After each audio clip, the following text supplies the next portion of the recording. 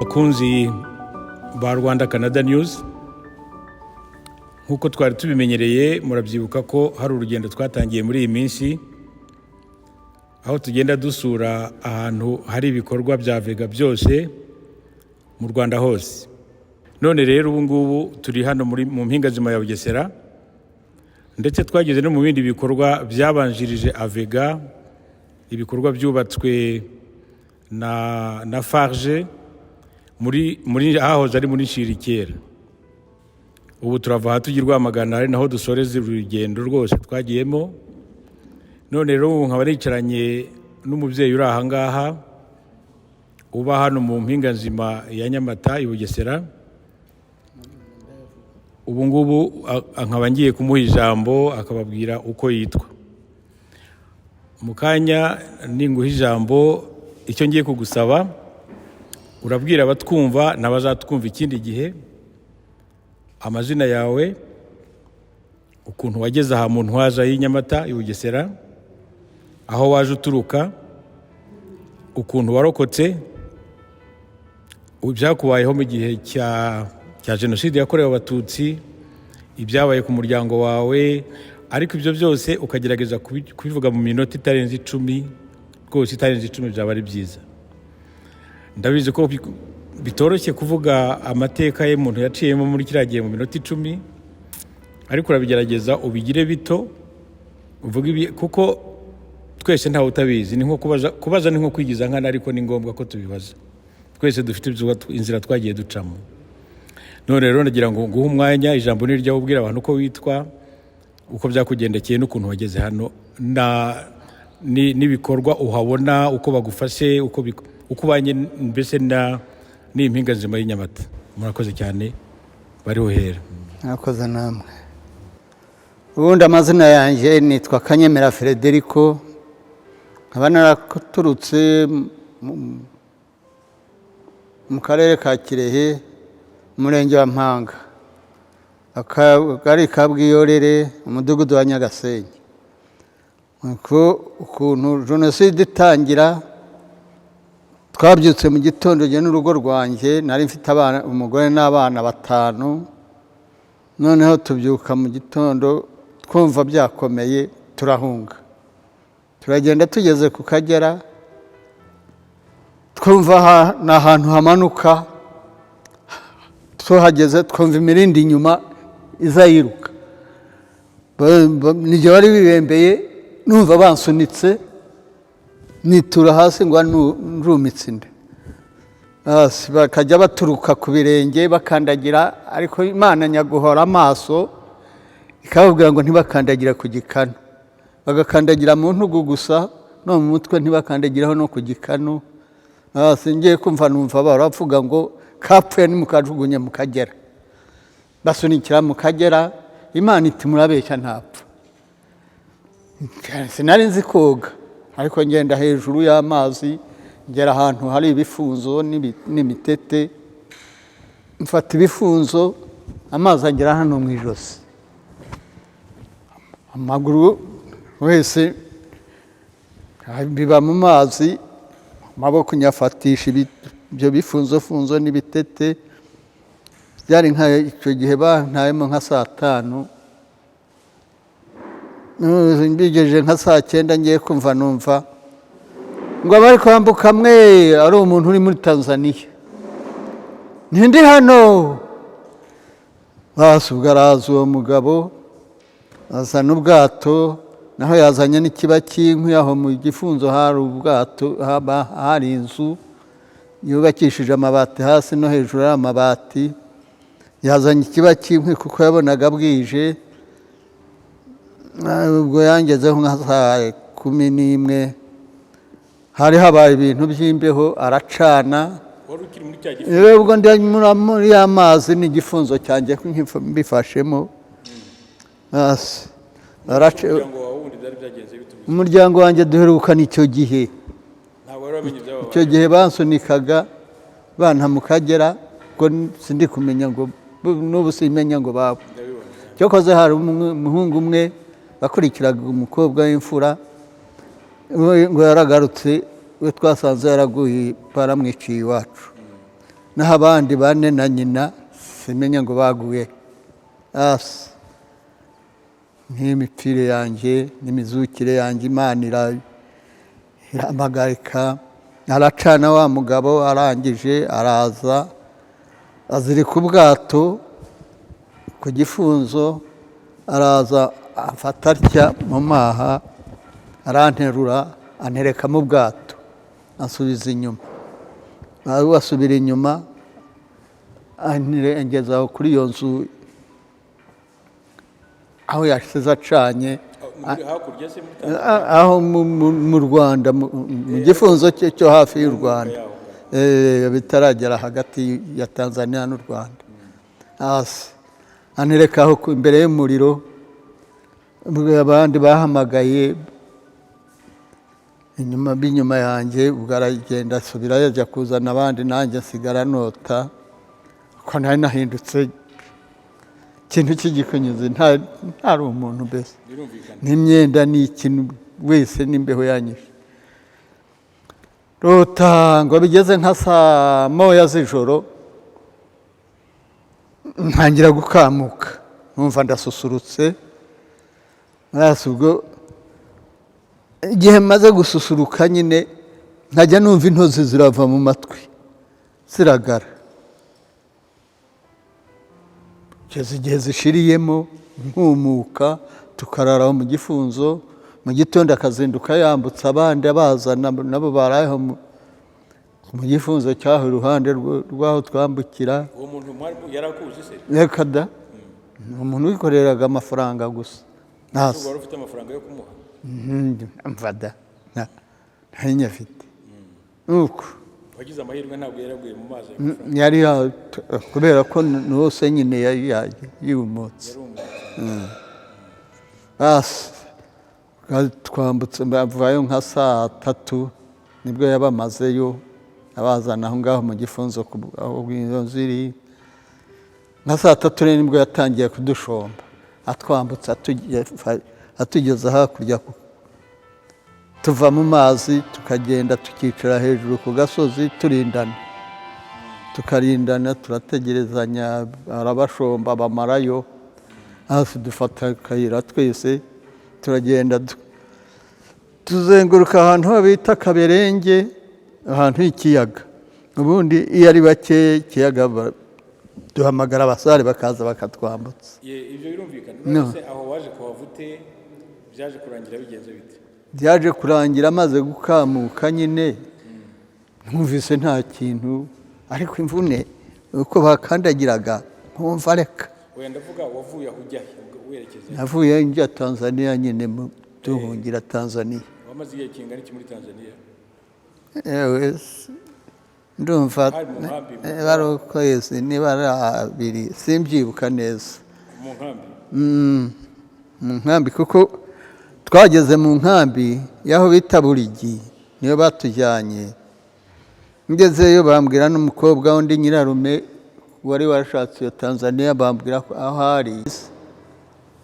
Kandi hari abahungu bo ndise wa sekuru, ndise wabo bari bavuye iwabo bajya ku kiraro kurarira inka. Uwo muhungu wundi sekuru n'umushumba ndimo ndabareba bageze ku irembo iwanjye. Ndagira ngo none umbwire ukuntu waje kuva aho ngaho mu rugo iwawe muri izo ngo bari babacumbikiyemo. Wageze aha bigenze bite? Wabanje kuba he? Ese wahise uza uvuye aho ngaho iwawe? Navuye, twavuye nyine mu buhunzi, tuba aho ngaho mu mazu y'abandi. Ubwo ako kanya leta yatwubakiye aho ngaho mu masambu yayo. Yatwubakiye ku mudugudu. Umudugudu w'iwanyu ku musozi wawe? Umudugudu w'iwacu ruguru y'amasambu yacu, nagiye ruguru y'isambu yanjye. Hasi tubamo. Icyo gihe navunikaga, narindi mu nzu yanjye. Ubamo wenyine kandi? Mbamo jyenyine. Bukeye sinzi ukuntu nari nibereye aho, naravunitse nyine. Ubwo hari umugabo wo bita Kananura wari ufite umugore wari murumuna w'umugore wanjye wo mwase wabo, mutumaho itako ryambujije kubyuka mu nzu bukeye. Ariko azana igare arampamagara, nyuze urufunguzo mu idirishya, ndarimuha arakingura, anshyira ku igare, ntwari we akajya abyuka mu gitondo akagira atya agatega itako, nkamufata hano akagenda akurura akanjyana mu rutoki akajya ku nkanda n'amazi ashyushye. N'amazi arimo ngira ngo nk'umwaka nangwa umwaka n'amezi. waje kuhava ute rero? Naje kuhava yarantemeye igiti cy'ikibando cyo kujya ngenderaho niga kugenda. Gusubira iwawe se cyangwa? Namaze kwihanganamo nasubiye iwanjye. Wavuye iwawe ujya hese icyo gihe? Kugira ngo ubone ubufasha burenze ubwo, wavuye iwawe ugana hehe? uza aha cyangwa hari ahandi? Navuye iwanjye nza hano. Uza hano ye. Ninde waje kugushaka rero ngo uze hano? Bantumaho akarere k'iwanyu niko kazaga kakabwira abiwacu. Bakubwiye impamvu se? Mukazana wanjye umugabo we ndise wabo, umugabo we yakoraga i Rwamagana, n'ubu bari muri Nyungwe. Ese ubwo urumva mu magambo make bari barebye ko ukeneye ubufasha burenze kuba mu rugo wenyine? Sinakubeshya rwose ukuntu ariko niko byari bimeze, wari wenyine mu rugo. Ukuntu byagenze kugira ngo bamenye ko ari jyenyine iwacu aho ngaho. Ni cyo abayobozi bakora ariko barabimenye. Bakaza bakantwara, baraza baratubwira ngo nitugende, ngo batujyane ntuzane hehe muri Huye. Oya, ntihera kurenge Nyanza. Ni muri Huye buriya nyine. Niho babanje kukubwira ko batujyanayo ahubwo. Niho mwabanje? Batujyanayo, turahareba, tuhageze dusanga ni amahanga ari kure, tutajya tubona abadusura. Turahanga twese uko twari twagiye. Mwanganaga iki gihugu? Mwari muri otobisi? Twari mu modoka y'akarere nyine ya Toyota. Mwese mwaga kuguma i Butare? Twari abantu batatu, abadamu Madarina nanjye, twari batatu, abakecuru babiri nanjye wa gatatu. Twanga kuguma i Butare ko kugaruka inaha, turagita imodoka idusubiza imuhira. Ku buryo twageze aho ku karere Kirehe nijoro, tukarara ku karere. Bukeye iratujyana idusubiza imuhira, turagenda tubayo. Niba hashize nk'ukwezi, niba ari nk'abiri, nanone imodoka iraza iti nimwurire, batuzana hano, tuza kuhasura naho, turahareba tuti nta kibazo, muzatuzane. Badusubiza imuhira, turagenda tubimuhira. Bukeye nanone baraza bati tuje kubajyana, ubu ntimuzongera kugaruka kuba hano. Hasi niko kutuzana. Ni ukwishimira Imana. Aho mugereye aha rero? Aho tugereye hano, umuntu yaribanaga, ubwo ujya kwambara umwenda umeshe, udufaranga two Farije yaduhaga, ugakuramo nk'ibihumbi 2 kandi uri kumeshesha imyenda 2. Wajya kumeshesha nk'imyenda yose n'ibyiyoroso n'ibyisasiro, ugatanga nka 5. Ubwo uravuga mukiri hari iwanyu? Tukiri iwacu. Ariko aho tugereye hano, reka da, ntawimesera kereka umwenda w'imbere ni umuntu amesa. Naho ubundi turameserwa, turagaburirwa. Munywa amata y'inka? Tunywa amata y'inka, tunywa icyayi, tunywa ibiryo byose by'amoko yose turarya. Tumerewe neza, mbese tumeze nk'abana, nk'umwana uri na se na nyina. Bakaba bafite n'ibyo babagaburira batajya kuhaha. Nabibonye kandi ko bisa. None se natangiye mbabwira nti hari abantu birirwa basebya iki gihugu na perezida w'igihugu. Kagame nyakugira Imana Imana imwongere nawe n'amadamu we. N'amadamu yaje hano kudutashyamo, twaraje turararaka. Umunsi wa 3 aza kudutashyamo. Ubu uko tumeze ari Kagame na madamu we na Vega na Farije, Imana ibongerere kabisa kabisa ubu yewe nta none se nk'uwo mugabo nakubwiye witwa Philippe Basabose nk'ubaje aha nk'uku naje nawe akaza mwamubwira iki uwo wirirwa avuga ngo Kagame yabataye mu muhanda ngo mwirirwamo musabiriza Imana yaba yakundaga nk'uwo ikamukura mu bantu ubwo arishimira ibyo byatubayeho oya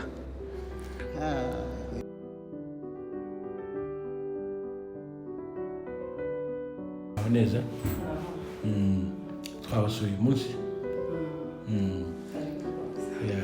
tumaze kuzunguruka rero muri iki kigo cya muri uru rugo rwanyu rwiza abantu mureberera muri uru rugo batubwiye ko mwaye n'imyaka yabo ari hagati ya 60 n'ingahe kugera muri 90 n'indi hafi 100 abantu bagize muri icyo kigero nanjye nicyo ndimo anyways n'abantu tuba dutangiye kurwara kugira uburwayi nkaba rero ngira ngo numve wenda wenda twabonanye nakwibwira muri make naje ndi hano mu Rwanda nturuka muri Canada nzanywe no kugira ahantu hose hari ibikorwa bya Vega no mu mpinga nzima hose impamvu si yindi no kubera ko hari abantu baba hanze y'iki gihugu birirwa babeshya abandi babumva ngo abantu basigajwe heru na jenoside yakorewe abatutsi 1994 ngo barandagaye ngo nyakubahwa perezida wa Repubulika Paul Kagame ntabitayeho ngo na Faustin Dirishwi nta ibyo bintu ngo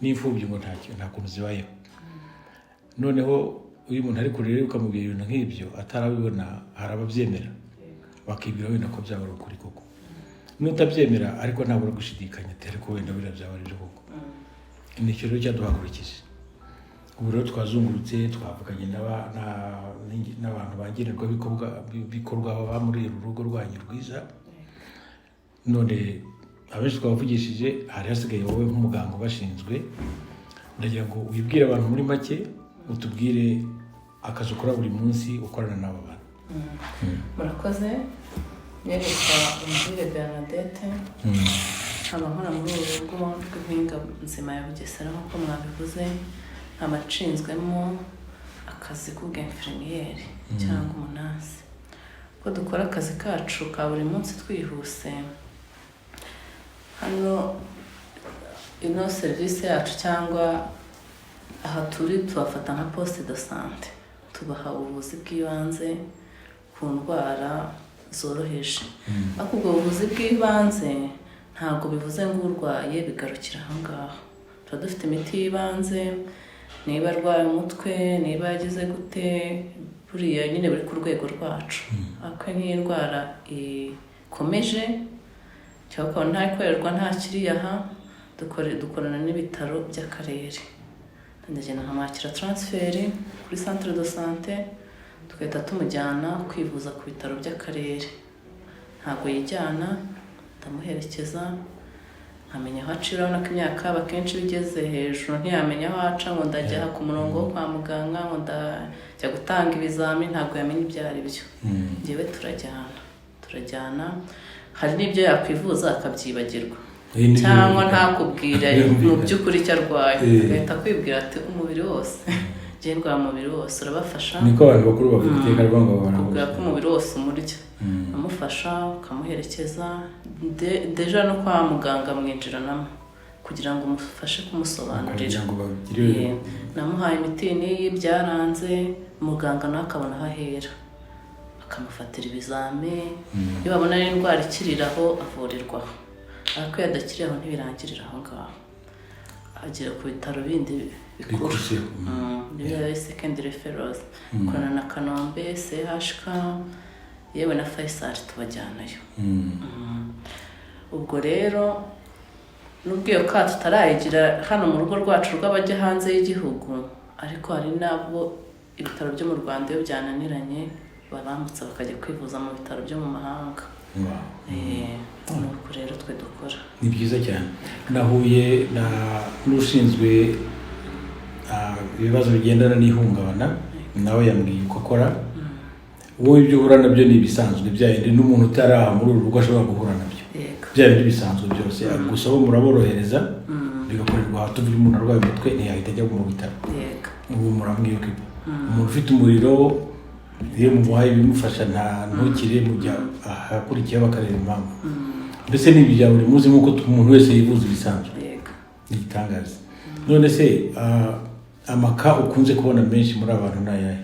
Hano rero ka nyinshi zihaba urabona n'abantu bari mu myaka mikuru bagize indwara za NCDs, hypertension, umuvuduko w'amaraso na hypertension, anoza, diabete, asthma, amagastrite, igifu, urebye n'ibyo byinshi cyane bikunda kuba ahangaha. Muri iyo myaka nibyo afite nubwo atabara aha yabigira niwe niko bimeze. Icyo ukora akenshi ni baba baraje bazifite, ariko nk'ufatiwe ahabije vuba uhita umujyana ku bitaro bakamutangiza. Hari ama examen amukorera y'ibanze kureba ko impyiko ze n'iki bikora, bakamutangiza imiti. Ubwo imiti arayizana tukamufasha kuyinywa, numva ni imiti y'igihe cyose. Izo nizo ka dukunda kubona cyane. Ni izisanzwe kuko no hanze zirahari rwose, ni izisanzwe nta urebye nta bindi. None se ko mbona ukiri muto aka kazi wagatangiye ryari? Watangiranye n'iyi nzu waje nyuma byagenze? Twatangiranye n'uru rugo, twaratangiranye hatangiranye, ariko mbona gukora uri muto nabyo bifasha. Bifasha kuko aka kazi kacu gasaba nyine imbaraga z'umubiri ndetse no mu mutwe akiri fresh, kuko nyine usa nk'uwegeranye nabo mu mitekerereze, hari aho mwajya mugonganira cyane, ariko nyine kubw'imyaka yabo tuvuga tunumye nyogokuru akaga caprice cyayo cyagize n'ibisanzwe, kubera uba warize nyine uko umuntu agenda akura, uko mitekerereze behavior ze zigira. Ni byiza cyane kabisa. Imiti ni leta yibaha iyo mukeneye barayi approvision amaje kurwa na leta ibintu byo. Imiti hano yibanze dufite dukorana n'ibitaro by'akarere, barayiduha iyi yibanze tuba dufite muri pharmacy yacu, ariko akenshi iyo ugiye ku bitaro hari imiti ubona bataba bafite. Birumvikana dukorana na Farge, baba bafite ibyemezo bya Farge, tukagenda kuri pharmacy zo hanze tugafata iyo miti itabashije kuboneka mu bitaro. Prescription ya Farge mukagenda uko waba umeze kose, niyo waba ugura miliyoni zingahe, nta limite bajya bagushyiriraho ngo uyu muti urahenze ngo cyangwa abantu uhenze. Turagenda bakayiduha, nta kibazo cy'umuti tujya tugira na kimwe. Ntabwo turi kubaza ibibazo byinshi, ahenshi twahaciye twafashe n'amafoto. Nibaza ko ibyo bihagije kugira ngo abantu bari hanze bumve ibyo ukuntu mukora buri munsi mugakorana n'aba bantu, cyane cyane abo ngabo bagenda bavuga ko nta bikorwa bihari.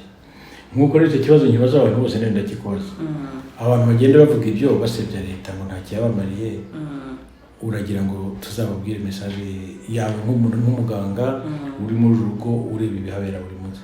Niyo nk'umuganga uri muri uru rugo rero ikintu nakwisabira abo bantu ni ukureka kuvugira kure, nk'uko namwe mwagize uruhare rwo kuza gutera intambwe, nabo batera intambwe bakatwisurira, bakagenda bareba bagafata amakuru afatika. Naho rero harimo n'ababa bafite imyumvire yo gupfobya, guhindura umuntu imyumvire ni ibintu bigoye. Abo bo niyo wamanura Imana ukabatereka ntibabyemera, ariko nk'abandi batabazi iyo biva n'iyo bijya, nabasaba ko batakumvira hariya ngo babifateho uko biri, bakwigerera kuri tele bakareba bagasumbanya amakuru afatika. Reka rero ngushimire rwose, ndagushimira cyane ibintu mukora hano. Imana izabaho umugisha, mukomeze gufumura cyane n'abato murazifite, ariko mufite n'umugisha gukorana n'ababyeyi bangana batya. Buriya baba basengera niyo batanabibabwira, ariko barabasengera kandi amasengesho ni meza cyane. Murakoze cyane. Murakoze cyane nawe.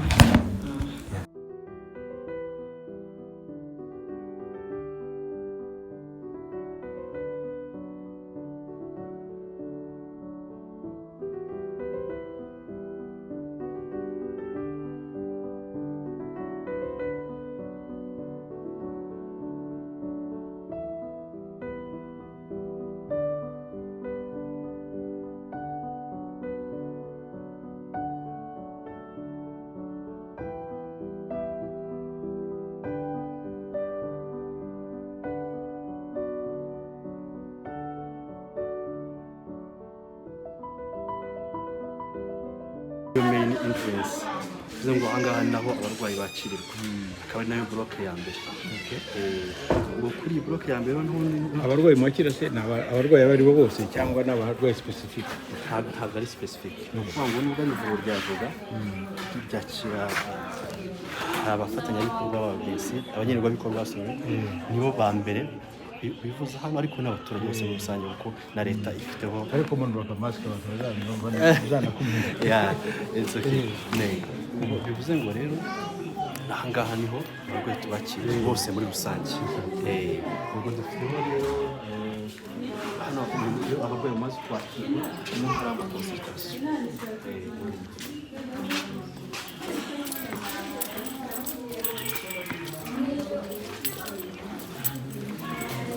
Miriwe hanyuma ubwo ni ryo suzumiro rya mbere niyo suzumiro hanyuma abantu bakuru ni ukuvuga mu myaka kenshi biterwa n'umuganga wakoreyemo, ashobora kuba yahakoremo uri gukura abana ubwo aba yakira abana b'umunsi bakajya iminsi itandukanye, ariko haba hari ababivuriwe nibo kenshi ukunda gukorana bitavuze ko atanahari abantu batavuye arimo arakora akazi. Hanyuma aha muri rusange nk'abarwayi bakirirwa hatangirwa imiti, ni farumasi atari stock isanzwe ya distribution. Hanyuma hariya niho hari ububiko bw'imiti, hirya niho hakorerwa icyo bita sterilisation na titishirishi. mukora titishirishi. Hanyuma uyu ni wo muryango wo kwisuzumira nawe, ubu ni isuzumiro rya kabiri. Abantu mufite se biterana n'isi cyangwa baza? Ni ukuvuga ngo abahari ni biterana kuko nta badogitazi bahari, ni abanasesi n'abandi psychologist babisipeza muri mental health, nibo bakora hano. Bivuga ngo nta bavisitazi bafite.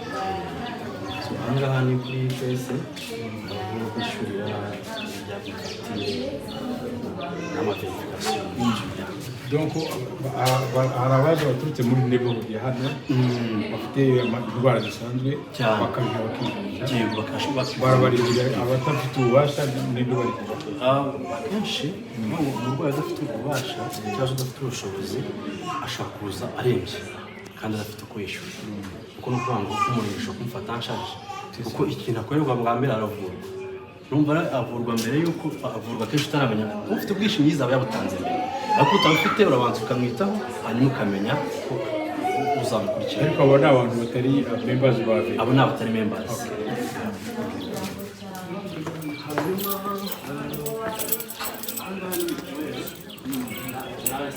Zose niho ofisi yabo niho bakorera, niho bakiriye, niho abakozi babo. Hanyuma disi irimo iraba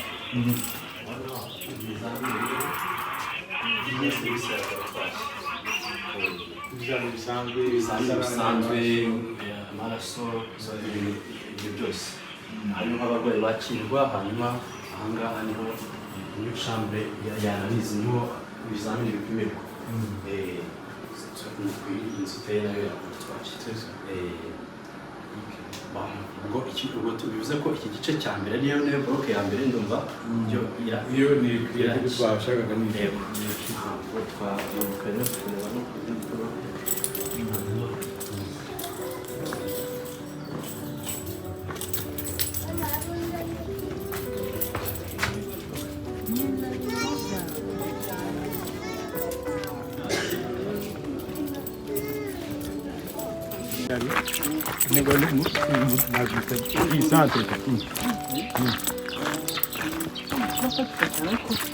Inyuma ya jenoside. Hakiri kare kuri inyuma ya jenoside. Ubundi yari ije gutabara abakeneye ubufasha bakihangana n'ibyo yabuze muri by'ihungabana no kubavura mu buryo bwihuse. ni ukuvuga ko yabayeho mbere y'intwaza hari yego yabayeho mbere y'inganzira kuko mbere y'ibyifuzaga ahantu kure cyane hanyuma ubwo rero niyo bloke ya kabiri yubatswe na faje cyangwa navega n'abafatanyabikorwa bacu amakuru yumva hanyuma rero ahangaha niyo bloke ya administration hagakorerwamo hakabamo n'isare ikoreshwa iyo bita PMTST cyangwa se kwita ku bantu bafite ibibazo bya abana n'ubwandu bwa sida aho ni kuri inzu bakira n'ayerwe naho babahera imiti ni hano ni inzu ni bloke ni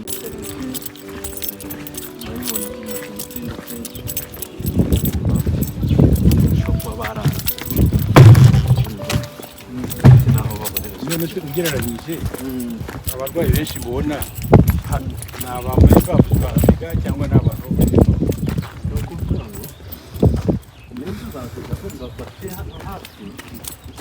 ntabwo ari benshi cyane ariko nibo bari mbere kuvuga ngo barabizi neza yuko ni abagenerwabikorwa barabizi neza yuko hano ari abantu bakiri bazi bagomba gufashirizwa none se abo babiga baturuka mu ngo zabo muri izo ngo zabo se bahafitiye ubufasha naho cyangwa ni abantu bashobora kwirwanaho ku giti cyabo mu ngo zabo akenshi baba baragiye babarura urwabyinsi baba utishoboye n'ushoboye bafashwa mu buryo bugiye butandukanye kuko niba ngo leta ntibazi kuko ntabwo igihugu abagenerwabikorwa babo bivuze ngo uyu mugore agenda yitabwaho bitewe na komisiyo abaye nuko baba babizi iyi rero niyo yavuga y'amakomite ababyeyi naho baboneye kubyara yo kuvuga ko isanzwe yanyu ikorana directement na hospital ya Nyamata uvuga ngo kuri kese ibishanse tudashoboye aho dufite ambulance itigira gute twaba umurwayi kongera kutabijya byose cyane kandi na hafi twiyemeje rero kuza ngo dusure ahantu hose bagerageze gufasha abo bantu yego ubu twaraciye hose ahantu hari ibikorwa bya video byari uko bigana ko nawe rero ndagira ngo ugire nk'umuntu uri muri abo bakora ibyo bafasha abo bantu bakeneye ubwo bufasha umwe muri abo bantu yitwa Philippe Basabose ni umuntu uturuka i Ruguru muri Jean Chiri ni umuntu nawe wafashijwe na Farge n'itike ariko yihinduye ikindi kintu tutazi icyo ari cyo niwe uvuga ayo magambo ndagira ngo utubwire ubutumwa tuzamugezaho umunsi tuzasubira hariya ubutumwa buhari ubwo rero icyo we yaba avuga nta nubwo ari kumfubyi gusa ubwo yaba n'ubundi afite gahunda yo gupfobya leta cyangwa se n'ibikorwa bya leta ariko abashije kwigerera ahangaha cyangwa se agahabwa n'amakuru nk'ayo muzamuha yabihamya neza cyane ko usibye nanjye n'undi wese mwabaza z'u Rwanda neza cyangwa se wabashije gutembera akareba ibyo bikorwa n'abo bantu bakaganira bampa amakuru afatika ya nyayo yera icyo namubwira nimba atabasha kugera mu Rwanda niyumva amakuru y'impamo ahaturuka ahawe n'abantu wenda yumva ko yizeye ariko akenshi ibyo ni ugupfobya ni ukuvuga ngo nta nubwo n'ubundi naho u Rwanda rugeze ntacyo bimubwiye bivuze ngo u Rwanda ntabwo yemera yuko n'u Rwanda rwiyubatse iyo ni message tuzamuha ariko ndagira ngo noneho we use n'uwereje sa message tubwire noneho abamwumva bakwiye gutekereza bati tuvuge hari abantu bavuye hano ari bato ubu bakaba bamaze imyaka 28 muri Canada imyaka ingana niyo jenoside nazibaye warokotse imyaka 10 bafite hafi 40 n'umukuru uwo muntu niba ataragaruka akumva iyo message urumva wamuha ubutumwa ki ubutumwa namuha ku giti cyanjye yasoma amakuru aturuka ku binyamakuru yumva yizeye kuko uvuga abantu benshi bari hanze bafite ukuntu bashaka kumva ibintu byabo bakabijyana n'ibirimo bibera mu gihugu cyacu ariko ntago amakuru bafite nayo bahabwa nkeka ko umuntu wese ukunda u Rwanda yumva ko yifitemo ubunyarwanda mu mutima we yashaka no kuntu anarusura ubwabyo kuko ni nacyo kintu ubundi ni nayo message naho umuntu wese wumva amakuru y'ibihuha akayagira impamo yarusura cyangwa se agafata umuntu we yizeye wa hafi agasura u Rwanda hanyuma akamuha amakuru afatika aho kugira ngo akomeze yumve ibihuha nawe abigendereho. Umuntu wasuye u Rwanda agafata amakuru yiboneye no ku maso ye ntabwo yatekereza. Nyibutsa amazina wabwiye ko nitwa Karembera Janvier. Karembera Janvier, wowe ubundi ushinzwe iki hano? Njyewe ndi muri laboratoire muri Avega Ntarama. Urakoze cyane, ntabwo ndi bukugore cyane, ndabona kuri bizi n'abanye abantu bagutegereje. Yego, reka nkurike natwe tugiye gukomeza ugavagana. ndabashimiye cyane. Murakoze cyane. Sawa. Merci beaucoup. Merci.